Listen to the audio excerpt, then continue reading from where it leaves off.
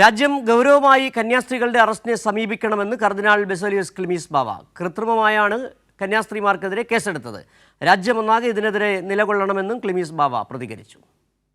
രാജ്യം ഒന്നായി ഗൗരവത്തോടെ എടുക്കേണ്ടുന്ന ഒരു വിഷയമായി നമ്മുടെ മുൻപിൽ ഈ രണ്ട് സഹോദരിമാരുടെ ചിത്രം വന്നിരിക്കുകയാണ്. അവർ ക്രിസ്ത്യാനികളായതുകൊണ്ട് എന്നതിനേക്കാൾ അപ്പുറത്ത് ക്രിസ്ത്യാനികളാണെന്നതിൽ ഞങ്ങൾക്ക് വേദനയുണ്ട്.